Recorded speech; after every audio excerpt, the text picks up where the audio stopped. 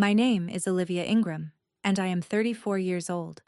9 days after my grandmother's funeral, I turned onto Ainsley Street and found my parents standing beside a 30-yard dumpster with 88 years of her life already inside it. My mom was wearing work gloves. My dad had the truck running. There were two dumpsters, actually. The second one was for furniture, and they had already filled that one too. On the curb, next to the mailbox, somebody had set out a Folgers can with the lid pressed on crooked. Inside it were her reading glasses, 3 hairpins, a flat brass key, and a savings book with a blue cover gone soft as cloth. Ohio Valley Home Savings and Loan, opened in March of 1968. 41 years of stamped lines inside it, and some of those lines were for $2. My mother held it up between 2 fingers, the way you hold a dead mouse, and she called it junk. I put it in my coat pocket and said nothing. What I did with it took 13 months, and it cost me more than anything in that dumpster was worth. Welcome back to Hidden Family Revenge. This is the channel for the quiet ones, the daughters who kept the receipt nobody else bothered to save, and the reckonings that take their time getting here. Drop a comment and be sure to subscribe. I found out from Facebook. My cousin Patty Dolan posted it at 4:40 in the afternoon. A photo of the front of my grandmother's house with 2 orange dumpsters parked across the lawn, captioned with a little praying hands emoji and the words, "Getting it done." I was standing in room 4 at Weatherby Hospice in Columbus at the time, and Amos Delk was doing the breathing they do at the end, the kind with long spaces in it. You do not walk out on that. His daughter was driving in from Erie and she was still 40 minutes away, so I stayed, and I held his hand, and he died at 5:41 before she got there. I charted it. I called her from the parking lot so she would not have to hear it in a hallway. Then I drove 71 miles northeast to Belmont with my scrubs still on. Here is the part I want on the record, because people always ask me why I let it happen. In July, while my grandmother was still alive at Cedar Hollow, I asked for 4 weekends. I said, "Give me 4 weekends and I will sort that house room by room and label everything." I offered to pay for one of those storage containers they drop in the driveway, out of my own money, $890 for 3 months. My mother said she would think about it. In August, she told me she had booked the dumpsters for after the funeral, whenever that turned out to be, and I said all right, and I asked her to call me the day before so I could take the shift off. Nobody called me on the Tuesday. Nobody called me on the Wednesday morning. I got there at 6:15 and the light was already gone, and the truck headlights were still on, pointed at the porch. What I saw on that curb was not what I expected to see. I expected to find nothing. I have cleaned out enough rooms to know what a professional job looks like, and my mother is a professional. What was on that curb was the leftover pile, the stuff that is not worth a box and not quite worth the dumpster, and somebody had used a Folgers can to hold it. Her reading glasses, the ones on the beaded chain she wore around her neck for 20 years. 3 hairpins, the apron with the burn mark near the left pocket, a flat brass key, no head, no keychain, with the number 214 stamped into it, and the savings book. I sat down on the curb in my scrubs and opened it, because that is what I do. I read the things people leave out. My job is 9 years of noticing what nobody else writes down. Ohio Valley Home Savings and Loan, Belmont Branch, account number 04118772. Opened the 3rd of March, 1968. And then line after line in that small blue book, stamped by hand, in the ink of maybe 11 different tellers across 4 decades. $2, $3.50, $1.25, $6 on the 3rd of one month, then $1.75 on the 3rd of the next. My grandmother cleaned rooms at the Belmont Inn, and then she cleaned Belmont Elementary, and she got paid on the 1st and the 2nd, and on the 3rd she walked to the bank. Every month, for 41 years. The last stamped balance in that book was $9,412.68. It looked like almost nothing. That is exactly what everybody thought. I want to be clear about something because it matters later. I did not sneak that book away. I walked up the driveway with it open in my hand and I showed her. My mother pulled off one glove, wiped her palm on her jeans, and looked at it for about 3 seconds. "That bank folded 20 years ago," she said. "It is not even a bank anymore, Liv. That book is worth what the paper is worth." My dad was standing at the tailgate with his weight on his good knee. "Your mother has had a year of this," he said, which is what he says instead of anything. So I asked her, out loud, in the driveway, if she had looked in the box. And she told me how her work goes, and she was not even being cruel about it. She was explaining her trade. "4 minutes a box," she said. "That is the number. You give a box 4 minutes and you make the call and you move, because a house is 7 days and there are only 2 of us and I am 60. She said if you sit down with a box you are done for the day. She said her company clears 3 houses a week and every one of them is somebody's mother. And then she said the thing I have not been able to put down since. If it mattered, somebody would have kept the receipt." Then she turned back to the dumpster with the gloves still off, and she reached in and pushed down a cardboard box with her forearm to make room, and the box gave that soft sound cardboard makes when it stops being a box. I put the savings book in my coat pocket. I never took it out again in front of her. We sat in the truck for a while because it was cold and my dad wanted the heater. My mother did not apologize and I did not ask her to. What she did instead was tell me about 1974, and she told it flat, like a work story. "That house had a path through it," she said. "Not a hallway. A path." She held up her hands about a foot apart, newspapers to the ceiling in the back bedroom, coffee cans of pennies under the sink, under the bed, in the oven she did not use. She said she went to school smelling like that house, and by 4th grade the other kids had a name for her mother, and she was not going to repeat it to me in the truck. She said the coffee cans were the worst of it, because you could not tell which ones had pennies and which ones had buttons, so you had to shake every single one, and her mother would come in and take it out of her hands and put it back exactly where it was. She said she got out, and she never once looked back at a pile of anything with affection. "I do not save things," she said. "I save people from things." My dad said, "Sharon," and she said, "What?" It is true. And it was true. That is the thing nobody wants to hear about my mother. She is not lying about any of it. She was raised inside the exact thing she now hauls away for a living, and she believes she is being kind, and most weeks, she is. I have watched her sit on a stranger's stairs for 20 minutes with a widow who could not decide about a sewing machine, and then decide for her, gently, and the widow thanked her. She sat there with her gloves in her lap, and her breath fogging the windshield, and she looked at the porch light on her mother's house, and she almost said something else. I watched her decide not to. It would be 10 months before I learned what it was. Before I left, I walked around the far side of the dumpster where the truck lights did not reach, and I read it the way I read a bed. That sounds strange unless you do what I do. When I walk into a room, I look at the tray table, the water cup, the number of pillows, whether somebody moved the chair to the left side. It tells you who has been visiting and how long they stayed. So I stood there in the dark with my phone flashlight and I read her cutting board, which had knife marks worn into a shallow bowl in the middle, and I read the cast iron pan lying on its side with the bottom polished bright in one spot where her thumb went. 20,000 dinners will do that. There was a dish towel with a hem she had restitched by hand, and you could see where her eyes had gotten worse, because the last 4 inches wandered. My dad came around with his flashlight and asked what I was doing, and I said I was looking at the pan. He said it is a pan, Liv. And I said the thing I said. Nobody wrote it down. That is not the same as nothing. He looked at the house, instead of at me.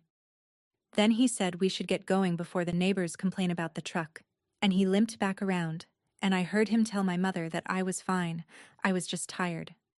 I drove the 71 miles back to Columbus with the savings book on the passenger seat, face up, and I did not know yet what a person does with a thing like that. I went back that Sunday to ask about the house, and my mother handed me a piece of paper before I finished the question. Transfer on death designation affidavit. Filed with the county in March of 2019, signed by Ruth E. Cobb, notarized, witnessed, clean as a whistle. 219 Ainsley Street went to my mother the second my grandmother stopped breathing. No probate, no court, no inventory. Nobody had to agree to anything, and nobody had to be asked. "Read it," she said, and she was not gloating, she was ending a conversation. I did read it. Twice. And then I called a woman named Roselle who does probate work for a firm across from the hospital, and I read it to her over the phone, and she was kind and she was fast. Roselle said a grandchild is not next of kin while a child is living. She said there is nothing to open, because there is nothing on the books, and you cannot open an estate for a woman whose only asset went out the side door with a recorded affidavit. She asked if there were accounts. I said there is a savings book from a bank that does not exist. She was quiet for a second, and then she said, "Honey, a passbook is not a deed. It does not make anything yours." My mother mentioned, on her way out to the truck, that she had been paying $1,940 a month at Cedar Hollow out of her own checking before the Medicaid went through, and that nobody had ever said thank you for a single one of those months. She was right about that too. She said it like a fact, and she drove the 4 miles back to Ferris Road, and I stood in my grandmother's empty driveway with a book in my pocket and no standing at all. That night, back in Columbus, I did something I have never told anybody, and it embarrasses me more than the rest of this story. I drove to Ridgeline Self-Storage on the east side, and I let myself into Unit 118 at 11 at night to put the savings book somewhere safe. $64 a month, 6 years. Inside that unit, in order, 2 banker's boxes belonging to a man I dated until 2020 who has never once asked for them. A dining set that belonged to Mrs. Vogel in 3B, who died in 2021, whose son said he would come get it and then moved to Reno. 3 kitchen chairs of my grandmother's that I rescued in 2019 when my mother first started using the word declutter. 2 boxes of equipment from families who never came back for it, a shower chair, a walker with 1 grip missing. I stood in there with the roll door up and the light on a timer, and I set the savings book down on the seat of one of my grandmother's chairs. Then I picked it back up. Because it occurred to me, standing in a metal room I pay for, that I have spent my whole adult life holding other people's history in a place nobody knows the address of. I keep things. That is my one talent outside of work. I keep them carefully and quietly, and I never tell anybody I have them. And I had just watched what happens to a woman who did exactly that for 41 years. I put the book in my coat pocket, pulled the door down, and drove the 15 minutes home wondering what a person is supposed to do with something she is not allowed to keep. I started where anybody starts. I called the number on the back of the book, which had been disconnected since sometime in the Clinton administration, and then I found the bank that ate it, and I called them. Meridian Bank, customer service, 37 minutes on hold. I know it was 37 because I wrote it down, the way I write down everything at work: time, name, exact words. The first woman transferred me. The second woman was in mortgages. The third man was very polite, and he told me the truth, which is worse than being rude. Records before 1998 were not converted, he said. That was 2 acquisitions ago. We cannot verify an account we never had. I asked whether there was an archive, a warehouse, a box of microfilm in a basement somewhere, and he said he was not aware of one. I asked him to say that again slowly so I could write it down, and he did, which I appreciated. Then I asked what happens to money in an account nobody touches, and he said that depends on the state, ma'am, and then he asked if there was anything else he could help me with today. I sat on my kitchen floor with my back against the dishwasher, and I flipped the book to the inside of the back cover, which I had not looked at, because the front is where the money is. There was a line stamped there in purple ink, so faded it read like a bruise. It said, "Box Rent," and after it, a number. 214. I got up and got the flat brass key out of my coat pocket and set it on the linoleum next to the book. It is not a house key. It never was. It is the kind of key that only opens something inside a building that has a guard. The next Saturday, I sat on my apartment floor above the laundromat on Kelso Avenue with the book, a legal pad, and a mug of coffee going cold, and I did the only thing I am actually good at. I counted. 41 years of deposits. mostly on the third, mostly under $5, and I stopped trying to add those. What I counted instead were the withdrawals, because withdrawals are decisions. There were 40 of them. 40 lines in 41 years where my grandmother walked into that branch and took money out instead of putting it in. And 31 of the 40 were in August. Not around August? August. The 11th, the 14th, the 9th, the 22nd. One every single year from 1979 straight through 2009, and never a round number. $84.50. $209.10. $466.80. Somebody who is stealing takes round numbers. Somebody who is paying a bill takes the exact amount of the bill. I know that from work too. When a family tells me they cannot afford the copay, they tell me a round number, and when they show me the invoice, it has cents on it. The cents are how you know it is real. The other 9 withdrawals were scattered across the decades, and I sat up straighter because I knew those dates. Not all of them, but November of 1987 meant something to me. So did May of 1989, so did February of 1994, and I could not have told you why yet. Only that I had heard those months my whole life at kitchen tables. I wrote at the top of the legal pad, "Why August?" Then I underlined it twice, which is not like me, and I went to bed and did not sleep well. 2 weeks later, I drove back to Belmont on my day off to stand in front of a building, 12 South Main. On the savings book it says Ohio Valley Home Savings and Loan in raised gold letters, and there is a little engraving of a stone arch. The arch is still there. The building is a vape shop now.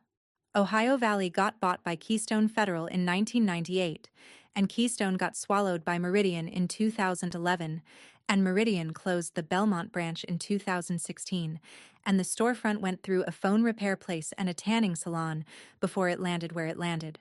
But the old vault is still standing in the back corner, because you cannot get a vault out of a building without taking the building apart. They use it as a display shelf.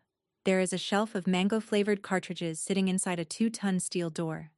The kid working the counter was maybe 22, and he was very nice about the crazy lady who wanted to touch a door. I asked him if it's still locked. He said the lock has been broken since before he was born. I stood on that sidewalk for a long time. I want to say something here, while I am still standing on that sidewalk. If you have a parent or a grandparent still alive, ask them one question this week. Where do you keep things? Not the will. The things. Write down what they say. I am asking because I did not. Drop a comment if you have had that conversation, and subscribe, because the next part is where it turned, because when I finally looked up from the sidewalk, I was looking across the street at another counter, in another building with the lights on. Belmont Municipal Credit Union has 4 parking spots and a bell on the door. The woman at the second window was Bernice Alvarez, 58 years old, 31 years behind a counter in that town, and I want to be honest that she did not save me. She could not look up my grandmother's account, and she said so in the first 30 seconds, because it was never her institution and because privacy laws exist.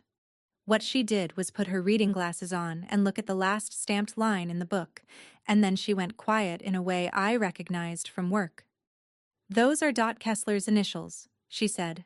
"Dot did the teller window at Ohio Valley until they let everybody go in '98.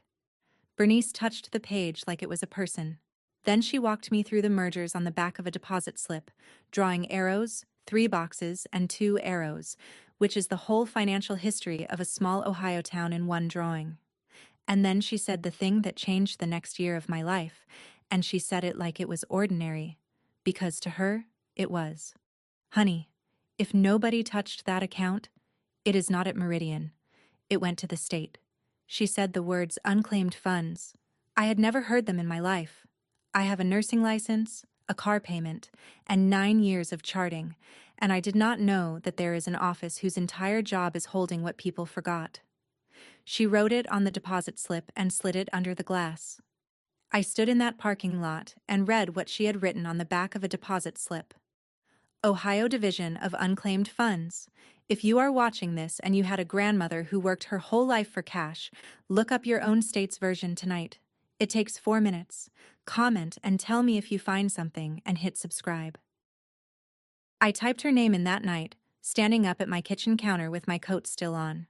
Ruth Cobb, Ohio. It took 11 seconds. There she was, in a table on a state website, in a font nobody has updated since 2009. Owner name, Ruth E. Cobb. Last known address, 219 Ainsley St., Belmont, OH. Holder, Meridian Bank. Property type, savings account. Reported, 2015. I read it 4 times before I understood the year. 2015. My grandmother did not die in 2015. She lived 9 more years after that. She sat in that house on Ainsley Street with her mail piling up on the radiator cover, and the state of Ohio was already holding her money, and the letters they sent about it went to a woman who by then was 79 years old, with hands that would not open a jar. Nobody stole from my grandmother. That is the part I could not get past for about a week. There was no villain in that. She just stopped being seen, one piece at a time, and the system did what systems do, which is send a letter to the last known address, and then close the file. And here is the detail I still cannot say, without laughing at myself. The Division of Unclaimed Funds is in Columbus, 14 minutes from my apartment. For 6 years I have driven past that building on my way to a night shift, past a room with my grandmother's 41 years sitting in it, on my way to sit with strangers so they would not be alone. I printed the page and I put it on my refrigerator with a magnet shaped like a tooth, and I looked at it every morning for a week the way you look at a lab result you do not like. So there was a road after all. It was not a courtroom. It was a form. Monday, the 4th of November, 2024. I know the date because the 3rd was a Sunday, and Bernice said, "Honey, the 3rd is a Sunday. Come Monday." I drove 71 miles to Belmont Municipal Credit Union to open a savings account I did not need, at an institution in a town I do not live in, and I asked her for a paper passbook. She laughed at first. "We print statements now," she said. "We have printed statements since 2004. I asked if the stamp was still in the building. She looked at me for a second, and then she opened the bottom drawer of the second window and took out a wooden-handled rubber stamp with a dial for the date, and the ink pad next to it had gone dry and cracked like a dry lake bed. She breathed on it. She actually breathed on it, the way you do with a stubborn pen, and she rolled the dial to the 4th, and she pressed it down on the first line of a red passbook and slid it under the glass. My first deposit was $2. She did not ask me why. I think she knew why, and I think that is the only reason she got the stamp out. And then I did it again on the 3rd of December, and the 3rd of January, and every month after that, 71 miles each way, sometimes on 4 hours of sleep after a night shift, $2 or $3.50 or $12 depending on the week, and every single time she stamped it by hand. I never once turned onto Ferris Road, 4 miles away, and for 13 months I did not turn. I did that 13 times before I understood what I was actually doing. The claim form is 4 pages and it is not hard. It is just expensive in the way things are expensive when you make $31 an hour and you have a car payment. They wanted a certified death certificate, not a copy, certified, with the raised seal. $22 each at the county health department, and you learn fast to buy extras, because every office keeps one and nobody gives it back. I bought 4. $88. They wanted proof of my relationship to the owner, which meant my mother's birth certificate, which meant a different window and a different fee, and a form that asks you to explain, in a box 4 lines tall, why you are the one asking. They wanted proof of the owner's last address, and I had that, because I had a piece of mail from 2012 that I had taken out of a Folgers can. I took 4 unpaid days between December and March to stand in county offices during business hours, which is the only time county offices exist. The clerk at the Vital Records window in February was the same one from December, and she remembered me, and she said, "Still working on it?" And I said, "Yes, ma'am." The clerk at the recorder's office told me their scanner had been broken since Thanksgiving and I would have to come back. I came back. I made a spreadsheet because I am the kind of person who makes a spreadsheet, and I tracked it the way I track a med list. Date, office, name of the clerk, what they said, what they still need. And on the 3rd of every month, the stamp. There was one box on page 3 I kept skipping. I filled out the whole form around it twice. Next of kin of deceased owner, it said, and then a line for a name and a line for an address. In February, I got a man named Dwayne on the phone at the state, and I kept him for 42 minutes, and he was the first person in the whole thing who seemed to enjoy his job. I asked him about box rent. He said, "Oh, that is a different property class. Hang on." And then he read me what a safe deposit box does when a bank stops getting paid for it. Box 214, rented in 1971. The rent came out automatically, $7 a year to start, out of a checking account that got closed in the 2011 merger, which is exactly the kind of thing nobody notices for years. When the rent stopped, the notices went to Ainsley Street.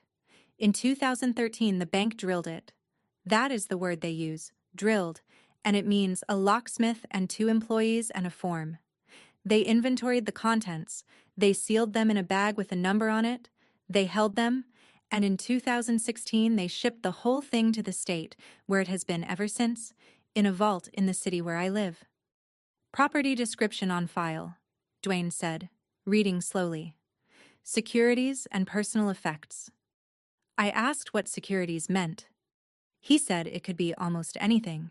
Stock certificates, bearer bonds, savings bonds, and that people used to keep those in boxes because that was where you kept paper that was worth money. Then he said he could not tell me which, not from his screen, and that the full inventory only goes to a legal representative of the estate. Then I hung up and looked at the brass key on my kitchen counter, the one I had been carrying around in my coat pocket for 3 months, like it meant something. They had drilled that lock 11 years before I ever picked the key up. While I waited on the state, I worked on the other 9. Not the August ones. The scattered 9. The ones with dates I had heard my whole life, and it took me one evening with the legal pad and my own memory to line them up, and then I sat very still. November of 1987, $260. That is the winter my dad got laid off from the warehouse and they were on Depot Street. And the story, told at every Thanksgiving I can remember, is that the church helped us that month. May of 1989, $1,200. That is the month they closed on 4118 Ferris Road. And the story is that the credit union made an exception for your father because he was a good customer. February of 1994, $640. Transmission on my dad's truck. And the story is that Uncle Gary rebuilt it for the cost of parts. September of 1997, $415. My tonsils. And the story is that the hospital wrote it off. January of 2001, $1,850. The furnace, and the story is that it came out of my dad's Christmas bonus. April of 2006, $890. I know that one because I wore the braces. My dad worked doubles all spring, is the story. And I remember him coming home smelling like duct sealant, and I remember being grateful to him. There were 3 more I could not place at all, in July of 2005, and November of 2007, and March of 2008, and those 3 came to $1,920, 9 withdrawals, $7,175. I called my Uncle Gary on a Tuesday to ask about the transmission just to be sure, and he had no idea what I was talking about. He kept saying, "Whose truck?" He said he has never rebuilt a transmission in his life. It took me until April to remember August, and I did not remember it from a document. I remembered it because I was there. The summer I was 12. In 2004, my grandmother walked me down Kepler Road to Belmont Elementary in the middle of August, when a school is the emptiest building in America. Wax on the floors, all the chairs upside down on the desks. She had me wait by the trophy case while she went to the office window, and I watched her push an envelope through the slot and say something short to the woman on the other side. And the woman started to write, and my grandmother put 2 fingers on the paper and shook her head. Then we walked home the long way, and she bought me a lemon shake-up at the Legion stand. On the way, she told me what the money was for, in about the plainest way you can say it. She said some kids come in September owing the lunch account from last year, and the ones who owe get asked in front of the line, and some of them stop eating instead. Then she said, nobody should have to be asked twice. And then she said, do not tell your mother. Your mother will say I threw money out a window. I was 12. I did what a 12-year-old does with a secret, which is keep it for 21 years and then look at a savings book and understand that I am the only living witness to one of 31 Augusts. I also understood why it was August and not September. She was paying it off before the first day, so no child would ever stand at the front of that line and hear a number read out loud in front of the other kids. She cleaned that building for 22 years. Then she paid its debts for 31, and she made sure no one could write her name down. In May, I drove to Belmont Elementary on my day off and asked the office manager whether the district keeps old receipts. Her name is Karen Witt, and she is 52, and she has been in that office for 16 years. And the first time I asked, she said she did not think so. The second time I asked, I brought her the year I was looking for, which is what people need. The third time I asked, she said, well, there are the cash logs in the basement, and she went and got them. And I want to say plainly that she did not have to. Green ledgers with a red cloth spine, one per school year, in a metal cabinet next to a boiler. And they are all there. Every August, from 1979 to 2009, one cash payment, no check number, no name, applied to the student meal account deficit. And the amount is never round, because the amount is the deficit. 84.50, 200 are 910, 466.80, 1,097.20 in the last one. 31 entries. I added them on my phone at that cabinet with the boiler ticking, and it came to $14,206.30. And I already knew, because I had the same list in my bag with a teller's stamp next to each one. Every August, the district column marked paid by was blank. 31 times. Karen said the room she cleaned every night was the first grade hallway. Then she said, can I ask what this is about? And I did not have a good answer yet. I understood something in that basement, though. I was never going to need to prove this to a court. I needed exactly one person to see it. The 8th of July, 2025, at the post office counter 3 blocks from my apartment.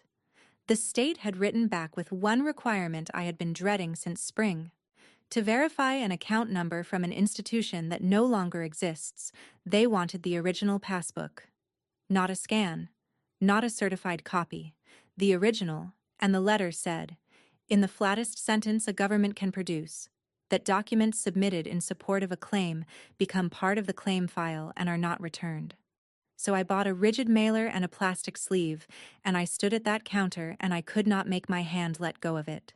9 months I had carried that book. It rode in my coat pocket through 2 funerals at work. It sat on my nightstand and I would touch the cover before I turned the light off, the way you check a child. It was the only thing of hers I got out of that dumpster besides a pair of glasses I cannot wear and an apron I will not use. The man behind me was mailing a vacuum cleaner back to a warehouse and he was very patient with me. Certified, $9.65. And on the last page of the packet I had finally filled in the box. In blue ink, in my own handwriting. Next of kin of deceased owner. Sharon Ingram, 4118 Ferris Road, Belmont, Ohio. Which meant the state of Ohio was about to mail my mother a letter about her mother's money with my name on the line underneath. I knew that when I dropped it in the tray. I dropped it in the tray. From that second on, I was not a person who could keep quiet about this anymore, and I have never gotten that book back. And I never will. She called on the 19th of August at 9:12 at night. I know because I was charting at the kitchen table and I looked at the clock the way you do when the phone rings late. Her voice was steady, which is worse with my mother than yelling. She had an envelope in front of her from the Ohio Department of Commerce with her mother's name on it and her daughter's name on the claimant line, and she wanted to know what I was trying to take. That was the word. Take. I told her the truth in order, because that is the only way I know how to give anybody bad news. There is an account. It went to the state in 2015. There is also a safe deposit box, and I do not know what is in it, and neither does anybody else alive. She said, "From a bank that folded." I said yes. She said, "Over a savings book." I said yes. And then she said it again, 10 months later, with total confidence, the way you repeat a thing that has always worked. If it mattered, somebody would have kept the receipt. I did not raise my voice. I want that on the record because I wanted to. I said I would send her copies of everything I had, and I meant it. And I started to say that she was the only one who could actually claim any of it, which was the single most important sentence in the conversation. She hung up before I got to it. 4 days later, she called me back. This time, she did not ask me about money.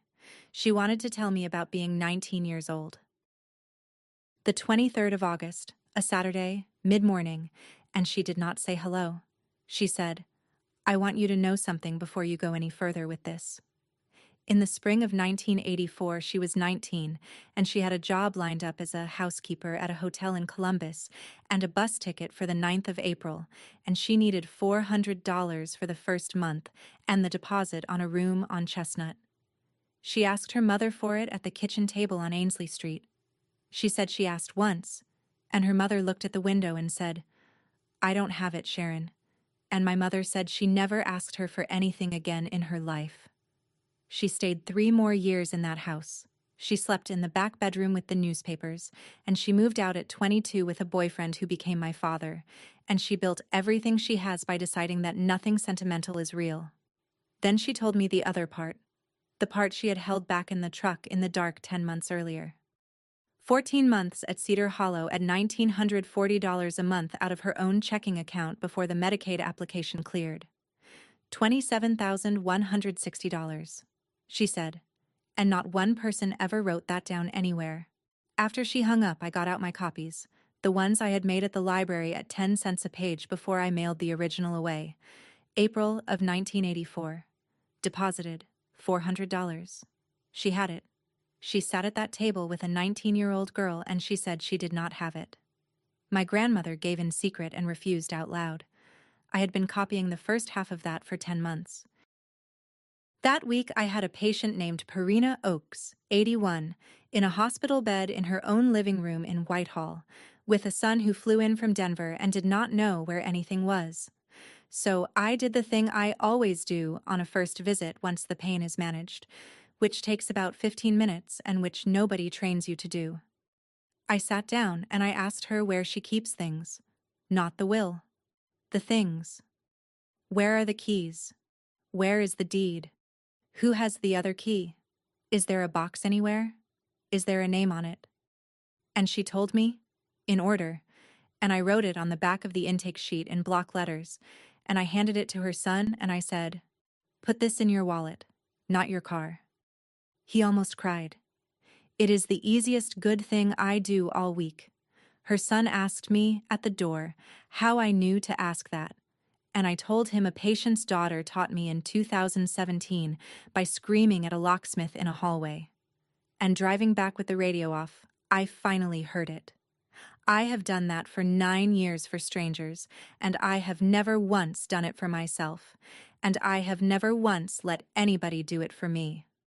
I sat down at my table that night and totaled up what this had actually cost me so far, because numbers are how I calm down. 11 trips to Belmont, 1,562 miles, 4 death certificates, 6 unpaid days, and $64 a month times 72 months, $4,608, to keep a metal room on the east side of Columbus full of other people's history, which nobody knows about but me. The state's letter came on the 12th of September. It was 4 pages, stapled once in the corner, and the first page was the account.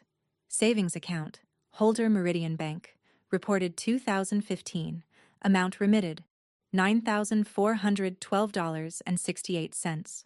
Exactly what the last stamp said. Then page 2 was box 214, and page 2 is why I am telling you this story. Contents inventoried at drilling, 2013. 196 United States savings bonds, Series E and Series EE, purchase prices ranging from $18.75 to $50, purchase dates March of 1969 through November of 1997.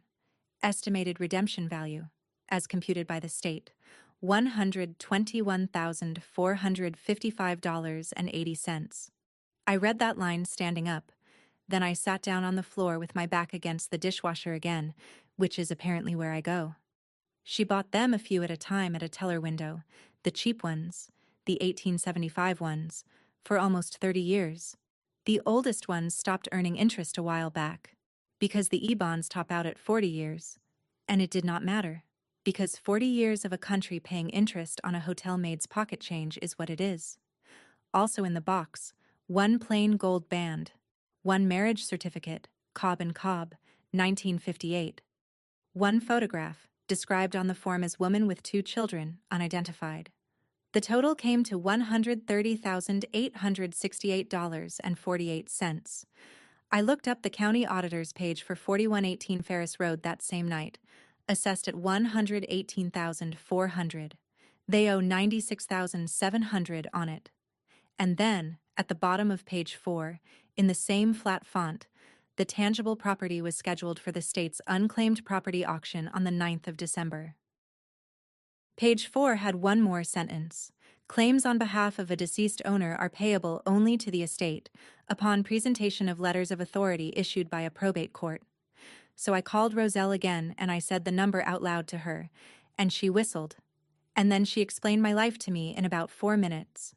Ohio lets you skip full administration for a small estate. $130,868 is not a small estate. That means somebody has to open a probate case in the county where my grandmother died, and somebody has to be appointed to administer it. And there is a statute with an order of priority for who gets appointed, and at the top of that list is the surviving child. My grandmother left no will, no beneficiary form, no payable on death designation on anything ever, because a woman who will not let a school write her name in a ledger is not a woman who fills out a beneficiary form, which means every dollar of it is my mother's. All of it. Legally, cleanly, completely. Roselle said a grandchild can apply if the child declines, or you can file over her objection and try to convince a judge, and that would be a contest. And a contest in a county that size takes 18 months to 2 years and goes in a public file that anybody at the library can pull up and read. I said, so either I sue my mother in front of the whole town, or I hand her everything. She said, more or less. Yes. I had both sets of papers drawn up. I had them both notarized on the same afternoon, at a UPS store, $10. On the 18th of November, my dad texted me that everybody was clearing the last of the furniture out of Grandma's house on Friday. On Thursday, the 20th of November, at 3:40 in the afternoon, I drove to Belmont a day early and I went to Kepler Road instead of Ainsley Street. Karen Witt was at the window with her coat already on. I asked her what the district's current unpaid meal balance was for this school year, all 6 buildings. She had to look it up. And while the computer thought about it, she said, nobody has ever asked her that question in that order. $1,164.40. I had $1,208 in an envelope in my bag, in 20s and 150, which had been sitting in a coffee tin on top of my refrigerator for 2 years, and which was the transmission fund for a 2011 Corolla that shudders in second gear on cold mornings. I counted it out on the counter under the fluorescent light. She had to get a second person to witness the cash. It took 11 minutes, and it was not dramatic in any way. Then I asked her for the one thing I actually came for. I asked her to fill in the column, not anonymous. She turned the receipt log around so I could see it, and she uncapped a regular blue ballpoint, and in the box marked Paid By, she wrote what I asked her to write. Ruth Cobb, who cleaned this building for 22 years. Then she signed her initials next to it and she stamped it, because that is what offices do. My grandmother would have hated it. I know that. She would have put 2 fingers on the paper and shaken her head, and she would not have spoken to me for a month. I did it anyway, and I have $43.60 left, and I would do it again tomorrow.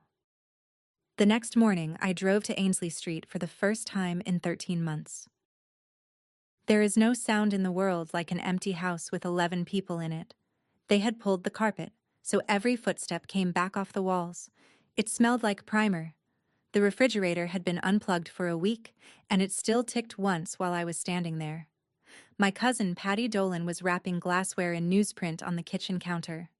My Uncle Gary and two men from Rieger's were walking the last dresser down the porch steps. 3 of Patty's grandkids were carrying lamps to a minivan and arguing about a phone charger. My dad was in the doorway between the kitchen and the front room, which is where he stands. Closing was Monday. $71,000 for the house. Cash buyer. A landlord from Mount Vernon. My mother was on one knee with a roll of price stickers, and she peeled one off and pressed it onto the last chest of drawers in the front room. $40. Consignment tag. Rieger's, Belmont. She looked up and saw me, and she did not look surprised, and she did not stand up all the way. I did not say hello either. I put my bag on the floor, and I took out the state's letter, 4 pages, stapled in the corner, and I laid it flat on a cardboard box lid because there was not one chair left in that house to put anything on. And I read her the last line of page 3, in the voice I use for numbers at work, which is slow and boring on purpose. $130,868.48. Nobody moved. Then I told her what the auditor says 4118 Ferris Road is worth, and I told her what she still owes on it. Patty stopped wrapping glass, and my mother stood up the rest of the way and said, "Where do I sign?" I did not give her anything to sign. Not yet. I said, "Before you sign anything, I am going to read you some dates." And that is all I did.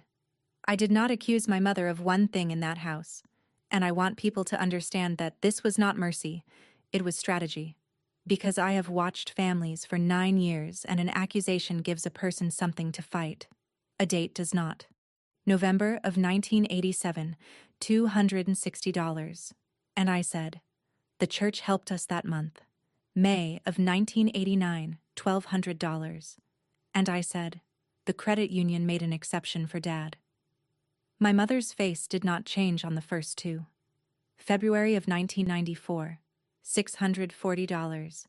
And I said, "Uncle Gary rebuilt the transmission for the cost of parts." And from the porch doorway, in front of everybody, my Uncle Gary said, "I never fixed a transmission.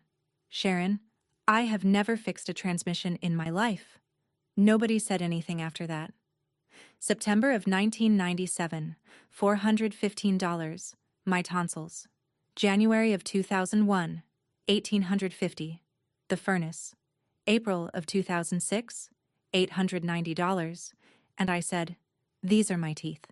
9 withdrawals. 41 years, $7,175. Then I told her about the other 31.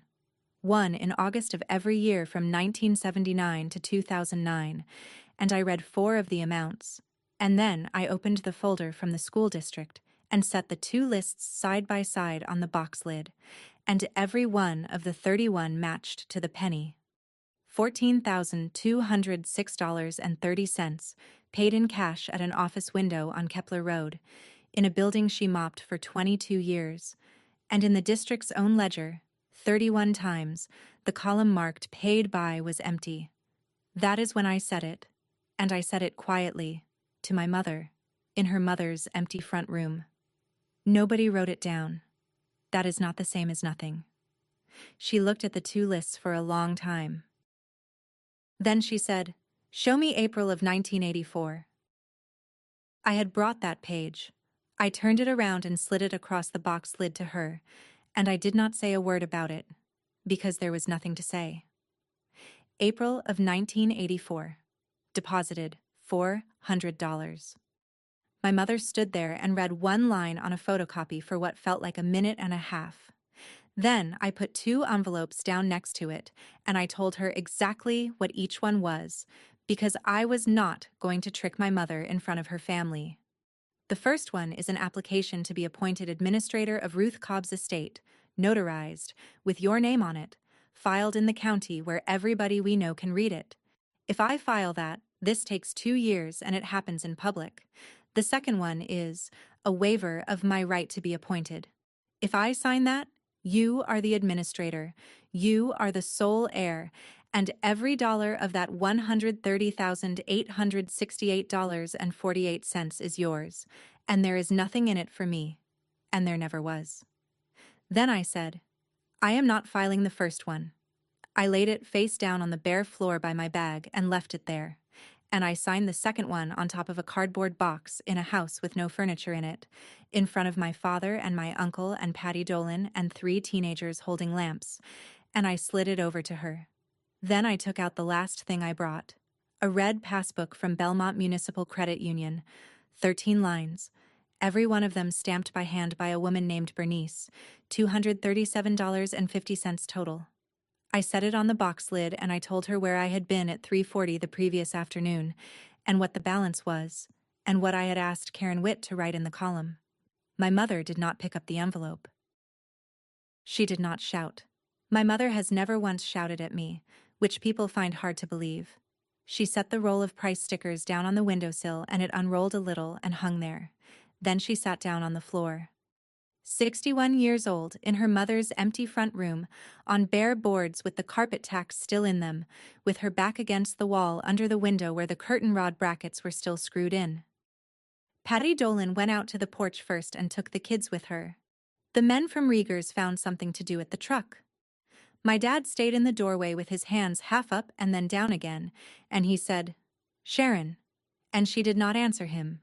She looked at the 2 lists on the box lid from down there on the floor, and she said one thing, and it was not an apology, and I have thought about it every week since. She said, she let me think she didn't have it. I got down on my heels so I was not standing over my own mother, and I told her the only true thing I had. Nobody should have to be asked twice. She did not look at me. She nodded at the wall. And then I said, I had to get back to Columbus before dark because I had a 7 o'clock shift, which was true, and I picked up my bag, and I left the application face down on the floor where I put it. Nobody followed me out. There is no apology anywhere in this story. I want to be honest about that, because I know what people hope for. She opened the estate in December. Letters of authority came in January. The state paid the claim in April, and it took until June to get the bonds redeemed, because the Treasury is the Treasury. She paid off the $96,700 on 4118 Ferris Road, which is the house her mother put $1,200 into in May of 1989 and never mentioned again. She built the pole barn. She had been talking about that pole barn since before I finished nursing school, and it is up now, 30 by 40, with a concrete floor, and my dad has his tools out of the basement finally. My mother still works 5 days a week at Rieger's putting price stickers on the belongings of people who just died, and she is still faster at it than anyone they have. She did not become somebody else. I need to say that clearly, because stories like this usually end with a woman transformed, and mine did not. What happened is smaller than that. My Uncle Gary did not speak to her from November until the middle of March, and then he came over and helped pour the barn floor, and neither of them has ever mentioned the transmission again. My dad texted me twice in 6 months, once about the Corolla and once about nothing, and I answered both times. My mother and I talk every few weeks. The calls are short, and they are not warm, and they are not nothing. In February, an envelope showed up in my mailbox above the laundromat, a padded one, with her handwriting on the front, and nothing at all inside except a plain gold band with worn edges, the one from box 214, the one the state was going to auction on the 9th of December. No note. Nothing written on it anywhere. I did not call to thank her, because we do not do that, and I did not throw it in a drawer either. It is a little big for me. I wear it on my right hand. In February, I also gave up Unit 118, 6 years, $4,608, and it took me 2 Saturdays to empty. Mrs. Vogel's dining set went to her daughter in Toledo, who cried on the phone and then paid for the U-Haul. The 2 bankers' boxes I set on a man's front porch in Grandview and drove away without knocking, which I recommend. The shower chair and the walker went to the equipment closet at work, where somebody will actually use them. My grandmother's 3 kitchen chairs are in my kitchen, and I sit in one of them every morning. I got the transmission done in March on a payment plan. I asked for a raise the same month, the first time in 9 years, and I got it. And it turns out you have to ask. And in August, Karen Witt called me at work to tell me the office had taken in a cash payment for the current meal balance. No check, no name, exact to the penny. First one since August of 2009. She said the paid by column is blank, and she did not know what to do about it. I told her to leave it blank. I did not ask who. I think I know. I also think I might be wrong, and I have decided that is all right with me. I do not keep things anymore. I put them where somebody has to write them down, because the only thing that saved my grandmother's 41 years was a stranger with a rubber stamp, and the only thing that saved me was finally letting go of the last thing I had of hers. It is the 3rd of the month today. I am at the second window in Belmont, and Bernice is breathing on that dry ink pad, and there is a second passbook on the counter next to mine, still blank, because I am going to open it for somebody who has not been born yet. That's my story. 2 dumpsters, 40 stamped lines, 1 office window on Kepler Road. If this reminded you to ask your mother where she keeps things, or to write down what somebody in your family has quietly been paying for, do it this week, not someday. And if you know a woman whose work nobody ever wrote down, send her this. Drop a comment, hit subscribe, and I'll see you in the next one.